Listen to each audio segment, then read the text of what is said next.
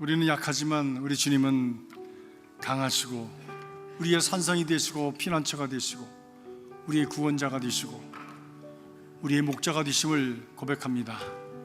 이 아침에도 그 주님을 바라보면서 그 주님의 은혜를 흡시 젖어서 강하고 담대한 심령으로 여러분의 삶의 일상으로 돌아가는 은혜의 백성들이 되시길 주의 이름으로 축복합니다.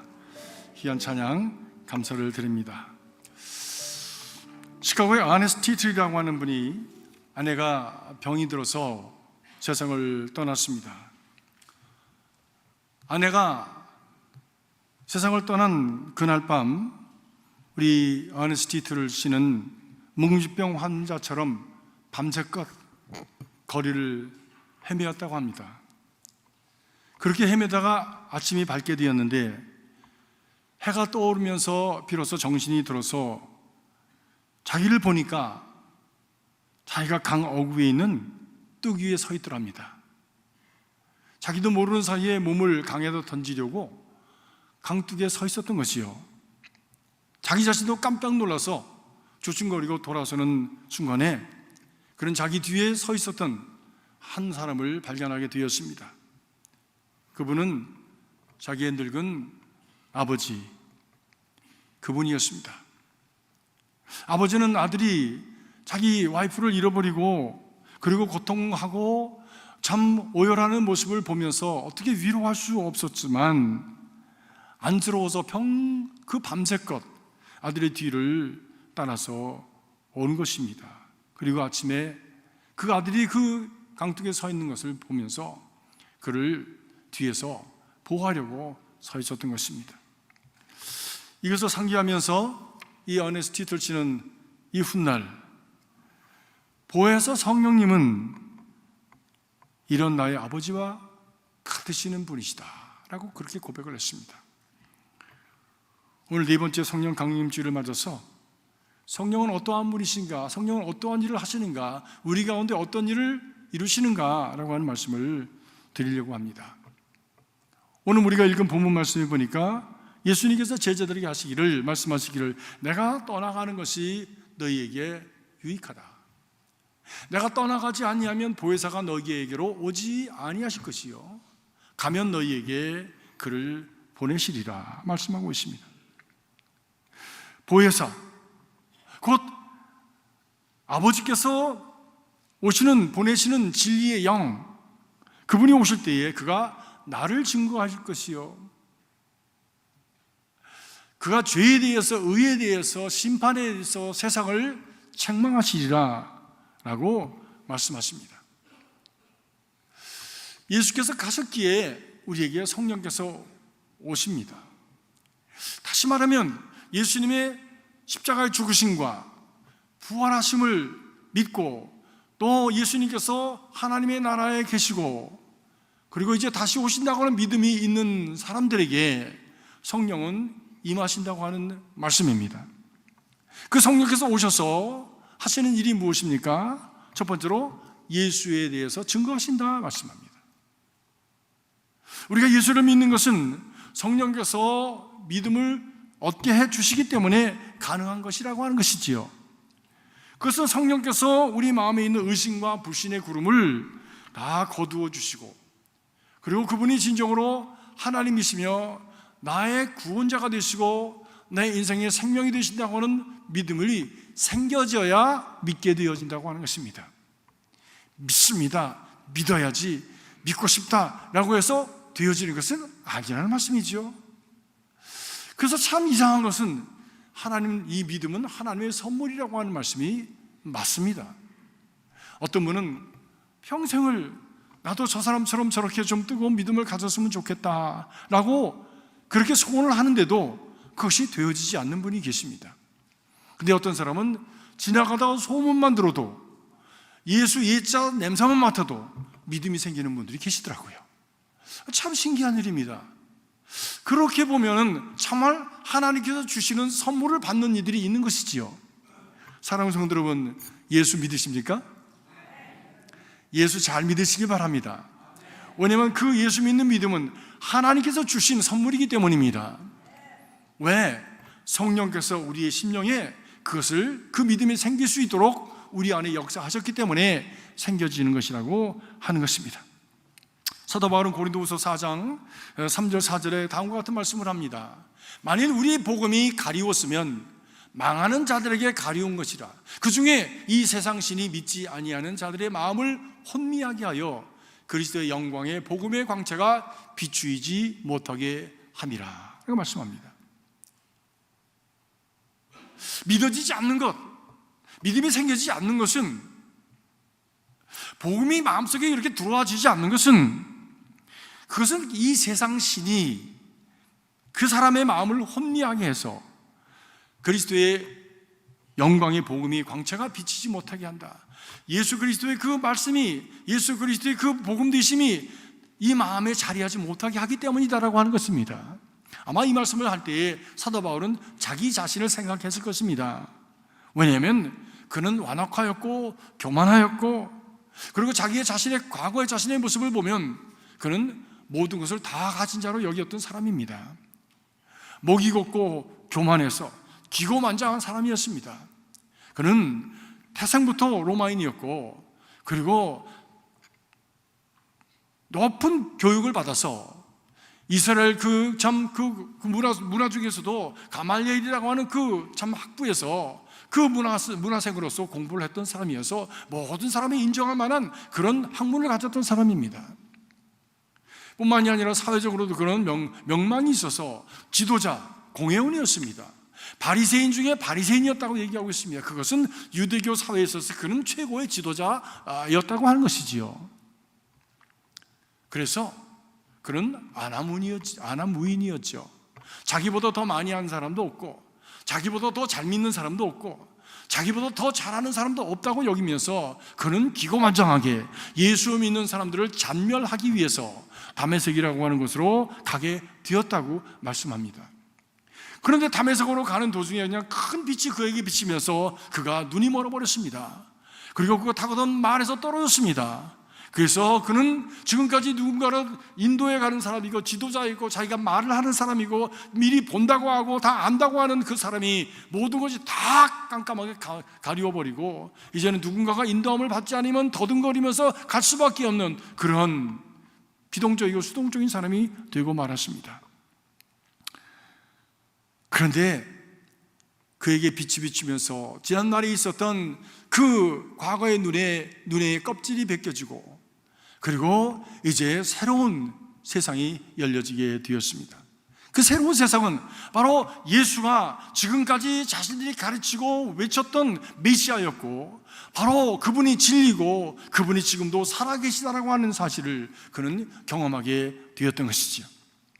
오늘도 그렇습니다. 성령께서, 하나님의 영이 우리의 마음을 감동하시고, 그리고 예수 그리스도께서 우리에게 향하신 하나님의 사랑과 치유하심과 하나님 되심을 증거하는 그 음성이 들려지기 위해서는 하나님의 성령이 우리 마음에 안개와 같은 것, 그리고 눈에 끼어졌던 내가 안다고 하는 것, 내가 모든 것을 다 가지고 있다고 하는 이런 오만과 그리고 교만과 자기 전 지식을 우리가 걷어버리지 않으면 예수 믿기 어렵습니다. 2000년 전에 유대 땅에 살던 우리와는 피 한 방울도 섞이지 아니한 그 청년 예수가 어떻게 내 인생의 구원자가 되어지고 하나님이 되신다고 하는 사실을 어떻게 이 문화적인 그런 큰 괴리, 시간의 괴리, 역사의 괴리를 넘어서 초월적인 하나님이시라고 하는 것이 믿어진다고 하는 것은 이건 기적 중에 기적인 것이죠. 이것은 내 힘으로 내 지식으로 되는 것이 아닙니다. 이것은 하나님의 영이 우리의 모든 존재의 가장 깊은 곳, 그곳에 계시는 하나님의 영이 우리로 하여금 깨닫게 해주지 아니하시면 일어날 수 없는 사건, 믿음의 사건입니다. 그래서 믿음은 하나님이 주시는 선물인 것입니다. 여러분, 초월적인 은혜가 저와 여러분 안에 성령의 역사로 말미암아 이루어질 수 있길 주님의 이름으로 축복하는 것입니다. 두 번째로, 성령은 죄에 대해서 증거하십니다. 우리 모두는 다 허물이 많은 사람입니다. 그러나 우리 상황 안에 견주어 보면서 서로가 죄 없다고 생각하고 오해하면서 살아갈 수 있습니다. 나보다 나은 사람이 있으면 나와보라 그래. 나 정도 살면 됐지 뭘 어떻게 하란 말이야 라고 하는 얘기를 우리 주변에서 많이 듣습니다. 저도 그런 사람 중에 하나였습니다. 신앙의 가정에서 태어났고 아버지는 목사님이었고 어렸을 때 태중에서부터 찬송가 소리 들고 기도 소리 들으면서 주일학교에서 자랐고 교회 문화에 익숙해져 갖고 그래가지고 그 안에서 모든 참 교회에서 요구하는 것들을 다 하면서 살았습니다. 어렸을 때부터 11절 드리면서 살았습니다. 자기 책임을 다 하면서 살아가던 저였습니다. 열심히 했습니다. 모든 면에 있어서. 그런 제가 무슨 죄를 그렇게 지었겠습니까? 이와 같은 상태가 많은 선량한 사람들의 삶의 모습입니다. 그러나 성령께서 우리 가운데 오셔서 진정한 우리의 자아의 모습을 깨닫게 해주실 때, 보게 해주실 때 나의 모습이 어쩌면 그렇게 어그러지고 깨어지고 그리고 상하였는지를 발견하게 되어지는 것입니다. 얼마나 참 못났는지, 얼마나 추악한지 하나님의 그 절대적인 그 참 기준에서 볼 때에 우리의 모습이 얼마나 오그라졌는지 보게 되는 것입니다. 다윗도 그런 사람이었습니다. 많은 사람들이 살아가는 대로, 자기가 노력해서 얻은 대로, 그리고 자기의 있는 위치에서 내가 가지고 있는 능력대로 호강하고 재미 좀 봤다고 하는 것이 뭐가 그리 큰 문제가 될 것입니까? 더군다나 왕이었습니다. 왕은 모든 것이 다 내 것입니다. 그 많은 여인들 중에서 내가 좀 마음에 드는 여인이 있어서 같이 좀 있자고 하는데 그것이 무슨 큰 죄가 되겠습니까? 아마 많은 신료들이 그것을 안다고 할지라도 왕이시여 당연히 그렇게 하셔야 됩니다. 우리 만민이 다 왕의 것이 아니십니까? 라고 했을 겁니다. 그럼에도 불구하고 그는 신앙인이었기 때문에 아마 양심의 찔림이 있었을지 모릅니다. 그 양심의 찔림이라고 하는 것이 신앙 양심의 찔림이었겠지요. 잠깐 눈을 감고 자기의 최고의 부하, 가장 사랑하는 부하 바세바라고 하는 사람의 아내를 그가 취하였습니다. 아무도 아는 사람이 없습니다. 자기만이 압니다. 그리고 자기가 합리화합니다. 이 정도면 뭐 누구든지 할 수 있는 거 아니야? 내가 왕인데 이것이 무슨 문제가 될 수 있어? 라고 얘기할 수 있었겠지요. 그러나 하나님의 기준에서 볼 때 그것은 아니었다라고 하는 것입니다. 하나님은 바로 그래서 하나님의 성령 충만한 나단 선지자를 보내셨습니다. 그리고 그의 죄를 지적하셨습니다. 하나님께서 그의 죄를 지적하자 다윗의 위대한 것은 그것이 뭐가 그렇게 대단한 것입니까? 라고 반문하지 아니하고 그 자리에서 무릎을 꿇고 그리고 죄를 뒤집어 쓰고 옷을 찢으면서 하나님 앞에 고꾸라져서 용서를 빌었습니다. 그의 기도는 참으로 절절합니다. 시편 51편 10절 12절의 말씀 보니까 이렇게 기도합니다. 하나님이여 내 속에 정한 마음을 창조하시고 내 안에 정직한 영을 새롭게 하옵소서. 나를 주 앞에서 쫓아내지 마옵시고 주의 성신을 내게서 거두지 마옵소서. 구원의 즐거움을 내게 회복시키시고 자원하는 심령을 주사 나를 붙들어 주옵소서.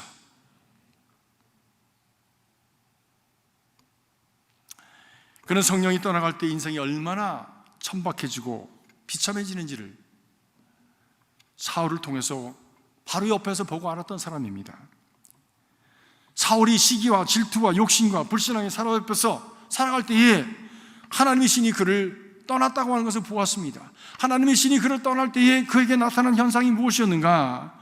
그는 두려움과 불안함에 떨게 되었고 지혜와 지도력과 판단력을 잃어버리게 되었습니다. 결국 그는 자살로 자기 인생의 비참한 최후를 맞게 되었습니다. 이를 분명히 옆에서 보았던 사람이 다윗입니다. 그렇기 때문에 자기 자신의 죄를 지적받고 하나님이 아신다고 하는 데 달았을 때에 그는 하나님 앞에서 무릎을 꿇고 기도했습니다. 내게 정한 마음을 주시옵소서. 내게 참으로 정직한 영을 새롭게 하여 주시옵소서. 성령을 내게서 떠나가지 않게 하여 주시옵소서. 기도한 것입니다. 우리 믿는 사람의 가장 기본적이고 그리고 가장 먼저 해야 될 기도가 바로 이 기도라고 저는 믿습니다. 내게 정한 마음을 주시옵소서. 나로 하여금 정직한 영을 새롭게 하여 주시옵소서. 나로 하여금 성령을 떠나가지 않게 하시고 날마다 구원의 기쁨을 누리며 살아갈 수 있게 하여 주시옵소서. 사랑하는 성도 여러분, 이 시간에도 주님 성령께서 우리의 죄를 지적하시고 그리고 권면하실 것입니다. 우리를 정결케 하시고 온전하게 하셔서 회복케 하시려는 하나님의 은혜의 손길임을 깨닫고 감사하고 그 감사함으로 회개하고 하나님께 나가는 복된 인생들이 되시기를 주의 이름으로 축복합니다. 성령의 역사하심이 내 안에 임할 때에 우리는 그 역사하심에 순종하는, 예민하게 순종하는 믿음이 되어야 한다는 말씀입니다. 성령은, 하나님의 영은 젠틀한 영이시기 때문에 우리에게 다가오셔서 보라, 내가 너희 마음의 문을 두드리노니 누구든지 그 마음의 문을 열면 내가 내게로 들어가 함께 먹고 마시고 그가 또 나와 함께 먹고 마시리라고 말씀하셨습니다. 하나님의 영은 그렇게 젠틀하십니다. 그리고 우리가 거부할 때, 문을 닫아버릴 때 하나님은 슬퍼하신다고 말씀하십니다. 왜? 하나님의 인격이 하나님이시기 때문입니다. 그런데 그 인격도 없고, 그리고 우리의 마음을 젠틀하게 찾아오는 것이 아니라 우리 마음을 파괴적으로 찾아오는 그런 자가 있습니다. 그것은 마귀입니다. 그리고 그렇게 삶을 살게 하다가 마지막에는 우리의 인생을 발로 차고 들어오는 자가 있어요. 폭력적으로 들어온 자가 있습니다. 그 자가 누구입니까? 그 자가 바로 죽음입니다. 죽음은 때를 주지 않습니다. 기다려주지 않습니다. 가자! 왔다. 때가 왔다. 문을 박차고 그리고 우리를 끌고 가는 것입니다. 성령께서 잔잔한 음성으로, 그리고 참으로 부드러운 음성으로 내가 너희 마음의 문을 두드린다. 나와 함께 가서 사랑하는 자야 라고 말씀하실 때에 그 말씀에 귀를 기울이고 순종함으로 함께 가는 아름다운 믿음의 자녀들이 되시길 주의 이름으로 축복합니다. 세 번째로 성령은 무엇하십니까? 성령은 의에 대해서 증거하신다 말씀합니다. 예수님은 세상 기준의 정의로 재판을 받으셨습니다. 이 세상의 공의는 예수를 죄인으로 몰아갔습니다. 그리고 결국 십자가에 못 박아 죽여버렸습니다. 유대인의 기준에서 볼 때 예수는 하나님이 이런 망령때에 일컬었던 자였어요. 왜? 하나님을 아버지라고 부른 자요. 그렇기 때문에 배도자였습니다. 로마인의 입장에서 볼 때는 사회적인 무리를 일으켰던 정치적 위험인물이었습니다. 그래서 그들은 서로 협력해서 예수를 십자가에 못 박아 죽여버렸습니다. 누구를 위한 의의였습니까? 유대인들은 유대인대로, 로마인들은 로마인대로 그것을 공의라고 하였지만, 자기들이 정한 법에 의해서 공의라고 하였지만 그 공의의 배후에는 자신들의 이익이라고 하는 것이, 자기의 이기심이라고 하는 것이, 그들 중심적이라고 하는 것이 도사리고 있었습니다. 유대인의 지도자들은 예수로 말미암아 자신들이 가르쳤던 가르침이 허물어지고 자신들의 위상이 허물어지는 것을 두려워해서 예수를 죽여야 되겠다고 생각을 했던 것이죠. 로마인들은 정치적인 이익을 위해서 정의라는 이름 하에서 예수를 처형하였습니다. 이것이 세상의 의의입니다. 세상이 흔히 말하는 정의라고 하는 것입니다. 오늘 죄인이 내일의 의인이 되고 상을 받고, 오늘 의인이 내일 죄인이 되어서 감옥에 갇히고 처형이 되는 것이 세상의 의의입니다. 우리는 매일같이 그것을 보고 있어요. 대한민국의 대통령 치고 감옥 안 간 사람이 있습니까? 죽지 않은 사람이 있습니까? 현재 대통령도 이제 내려오면 어떻게 될지 몰라요. 자기는 의롭다고 마구 휘두르는데 내려오고 나서 보자고요. 어떻게 되는지. 왜? 그 역사가 흐름이 그랬어요. 우리 백성들의 패턴이 그랬어요. 지금까지 역사적인 패턴이 그랬어요. 그 정치의 패턴이 그랬어요. 까불면 안 돼. 까불면 안 돼. 왜 저만 아니라고 생각하는 거예요? 나라가 망해도 되는 건가? 그게 공의야? 그게 정의야? 내가 이러면 안 되는데. 내가 속마음을 다 얘기를 좀 가려야 되는데 저는 그게 단점이에요, 여러분. 이게 가리지를 못해요. 가리지를 못해요. 기분 나쁜 분들이 계시면 용서하시기 바랍니다. 어떡하겠어요? 제가 그런 사람입니다. 그런 사람입니다. 그것이 세상의 의란 말이에요. 뭐가 의야?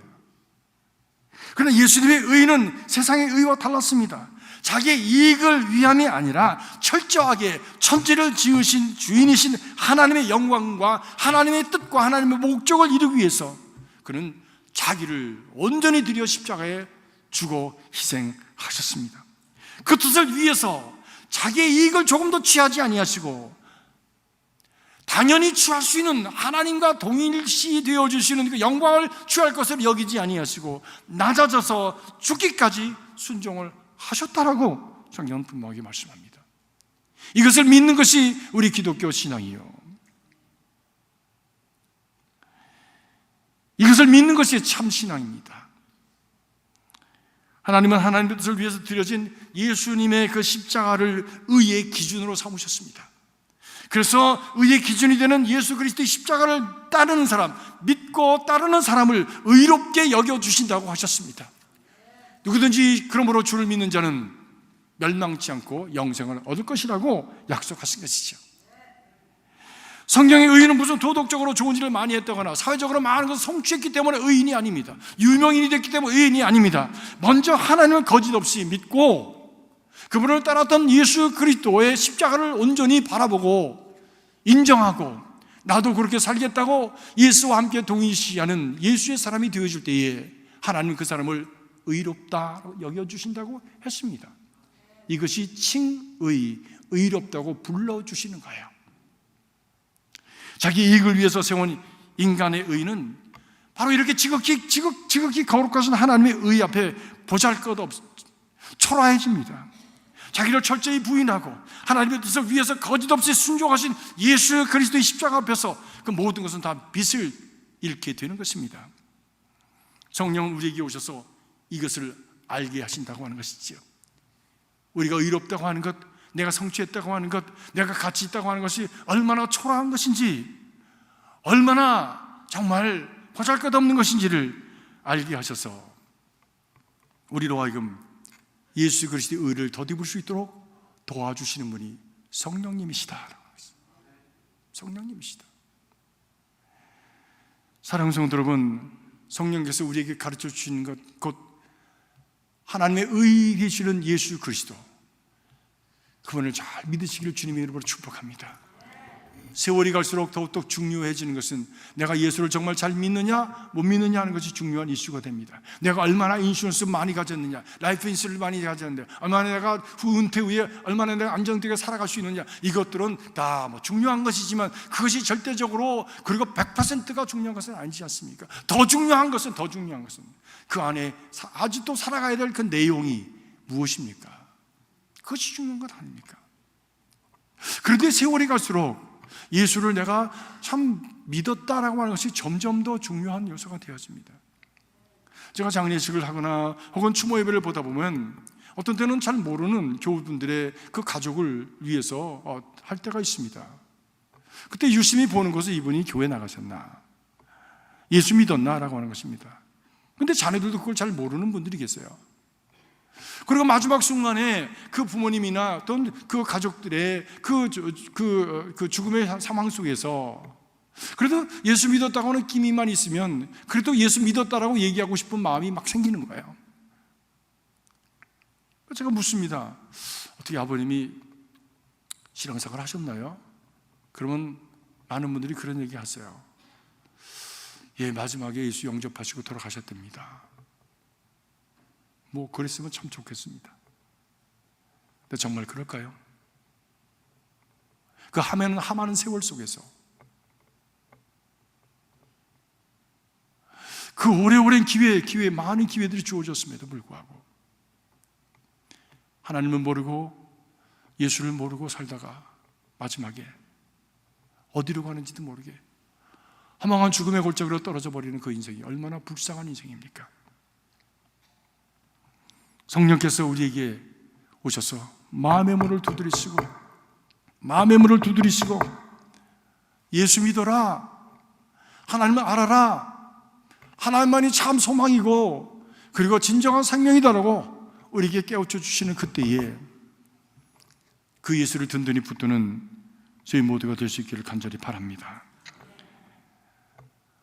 대단한 정치가 지도자들도요, 대단한 부를 쌓은 사람들도요, 마지막 갈 때는 다 마찬가지예요. 그거 자기가 가지고 있는 어떤 세력이, 자기가 가지고 있는 어떤 재물이 그 사람을 조금도 가려주지 못하더라고요. 오직 한 가지 남는 것은, 목사님, 제가 천국 갈 수 있습니까? 그 질문 하나 남더라고요. 그 질문 하나 남아요. 재물을 가져갈 겁니까? 세상에서 누리던 부귀영화를 가져갈 겁니까? 자기가 누리던 권력을 가져갈 겁니까? 남는 것은 벌거벗은 모습으로 나도 천국 갈 수 있습니까? 라고는 질문 하나 남습니다. 그 질문 앞에서 대답해야 됩니다. 나는 진정으로 예수 믿는가? 나는 진정으로 하나님을 믿는 자인가? 라고는 대답에 정직하게, 조금도 거짓 없이 대답할 수 있어야 하는 것입니다. 사랑하는 성도 여러분, 다시 한번 묻습니다. 대답 안 하셔도 좋습니다. 여러분 자신에게 대답하시면 됩니다. 왜? 하나님이 아시니까. 이것은 저와 하나님과의 관계이지 목사와 여러분의 관계가 아니기 때문입니다. 예수 믿으십니까? 네 번째로 성령께서 오셔서 우리에게 증거하시는 것은 심판에 대해서 증거하신다. 심판. 하나님은 심판하시는 분이신가? Of course! 심판이 없다면 그렇게 unfair한 하나님 어디 있으십니까? 실컷 좋은 거 먹고 지 마음대로 살다가 그런 사람도 아무 심판도 없고, 그리고 주님의 교회를 위해서, 주님의 일을 위해서 열심히 수고하고 자기를 희생하고 생명을 들여서까지 수고한 그 사람에게도 아무런 그런 어떤 심판이 없다면 내 좋은 대로 살면 되는 거지 왜 그렇게 열심히 좋은 일을 위해서 살겠습니까? 심판이 있는 것이 공의의 하나님이십니다. 심판이 있어야 하나님의 공의가 이루어집니다. 심판이 있어야 마지막 날에는 하나님께서 참 말씀하신 대로 살아갔던 인생들에게는 하나님의 상급이 주어지고, 그리고 하나님의 뜻을 따라 살지 못한 인생들에게는 그의 응분의 그런 대가가 주어지는 것이, 이것이 공의지요. 이것이 공의지요. 상과 벌이 분명한 것이 공의지, 상벌이 분명하지 않은 것이 무슨 공의입니까? unfair죠. 23년 동안이나 감옥에 갇혔다가 근자의 그 무죄가 증명되면서 자유의 몸이 된 사람에 대한 기사가 나왔어요. 그 기사를 읽으면서 탄식하게 되었습니다. 지난 23년 세월을 누가 보상해 줄 건가? 왜 그때는 나쁜 사람이고 지금은 좋은 사람이야? 어떤 기준에서? 누가 정한 거야?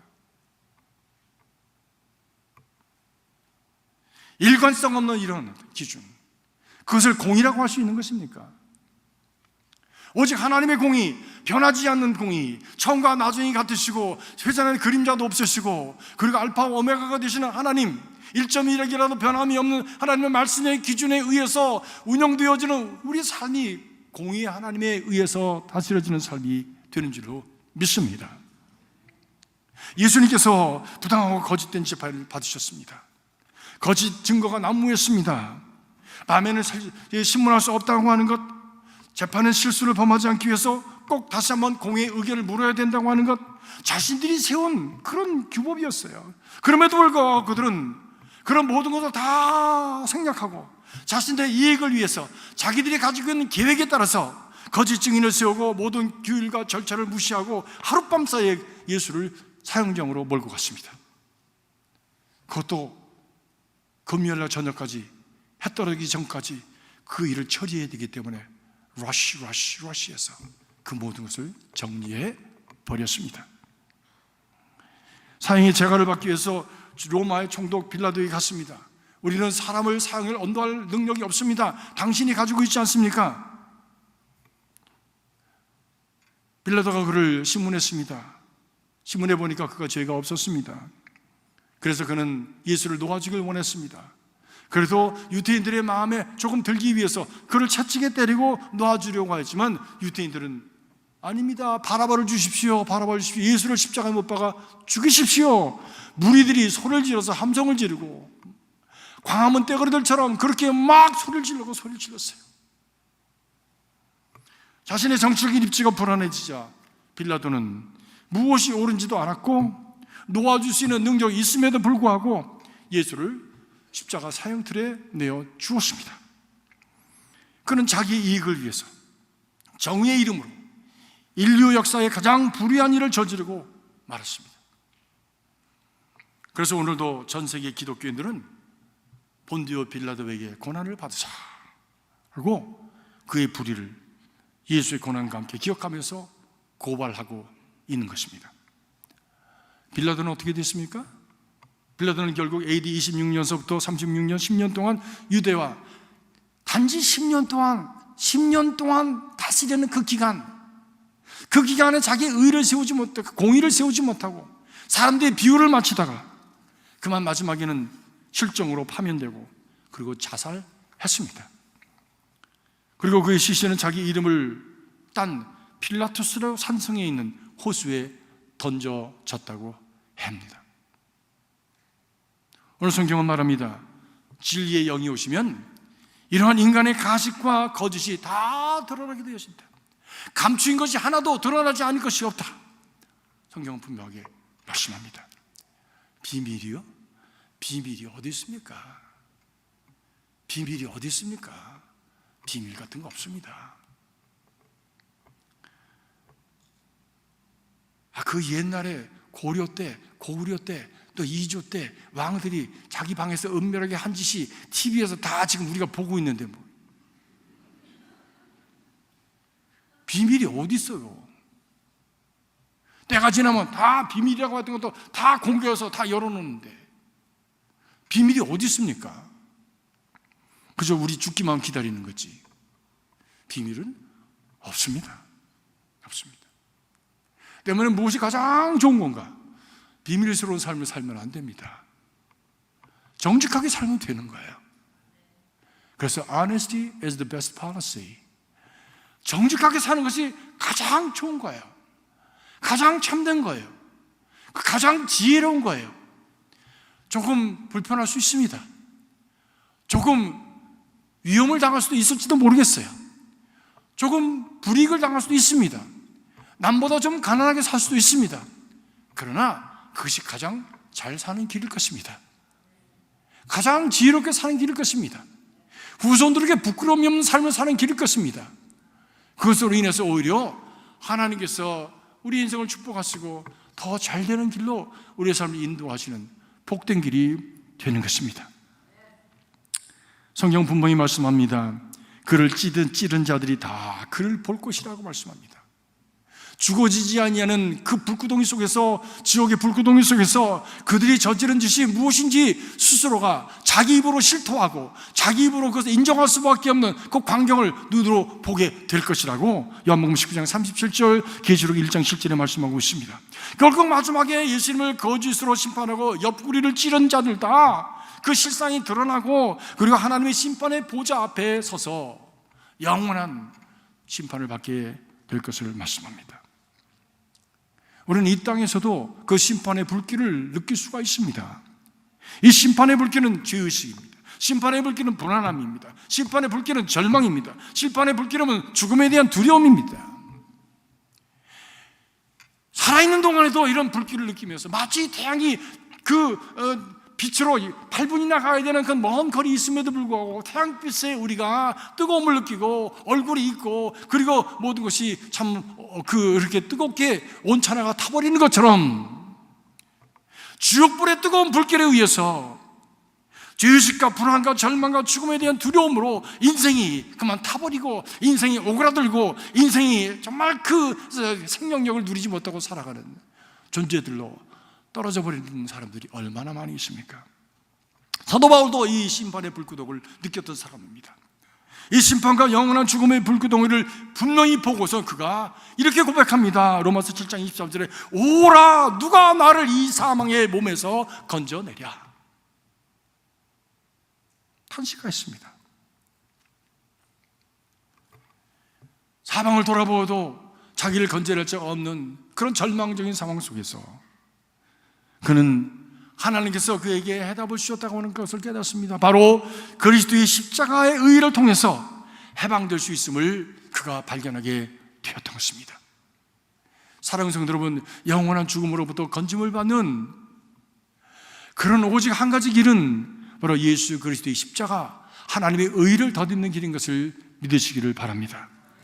그래서 사도 바울은 이렇게 외칩니다. 로마서 8장 1절에서 2절까지 말씀, 우리 주 예수 그리스도로 말미암아 하나님께 감사하리로다. 이제 예수 그리스도 안에 있는 자에게는 결코 정죄함이 없나니 이는 그리스도 예수 안에 있는 생명의 성령의 법이 죄와 사망의 법에서 너를 해방하였음이니라. 성령은 우리를 예수 그리스도를 믿게 하고 그를 통해서 하나님의 의로움을 덧입게 하고 그래서 심판에 이르지 않도록 도우시는 바로 하나님의 영이 성령이신 것입니다. 때문에 우리 믿는 사람이 우리가 먼저 구해야 것은 하나님 성령 충만하게 없어서 성령을 사모하고 성령을 환영하고 성령을 붙드는 인도하심을, 그 인도하심에 예민하게 반응하는 그런 믿음의 삶이 우리에게 있어야 되는 것입니다. 성령께서 불신의 사람들에게는 심판자가 되시지만 십자가의 은혜를 믿고 구원의 삶을 살아가는 사람들에게는 생명의 길이 되어지고 은혜의 길이 되어지고 축복의 길이 되어지는 것입니다.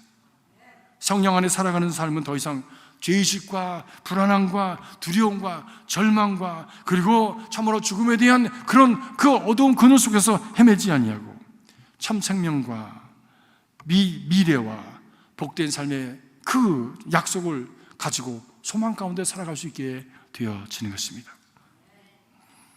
오늘 요한복음 말씀은 우리에게 분명히 이 말씀을 해주고 계신 것이죠.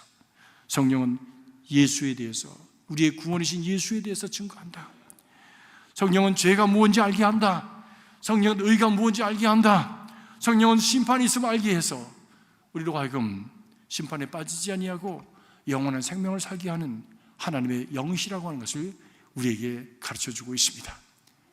성령 충만하시기 바랍니다. 성령 충만해서 예수 잘 믿으시는 여러분 되시기를 주의 이름으로 축복합니다. 기도하겠습니다. 살아계신 아버지 하나님, 오늘도 주의 말씀으로 저희들을 깨우쳐 주시고 권면하시고 우리의 깊은 속사람을 주님 회복시켜 주심을 감사합니다. 성령이시여 저들과 함께 하셔서 주님과 더욱더 깊은 내밀한 관계 속에 나아갈 수 있게 하시고 그를 통해서 우리의 깊은 사람이, 우리의 전 생애가 주 안에서 참으로 복되게 영광스럽게 존귀하게 그리고 거룩하게 복스럽게 회복되어지도록 축복하여 주시옵소서. 약한 자가 강하여지며 병든 자가 회복되어지며 하나님께서 우리에게 말씀하신 대로 새로운 피조물로 살아갈 수 있도록 주님이여 성령으로 주장하여 주시옵소서. 예수 그리스도 이름으로 간절히 기도하옵나이다. 아멘.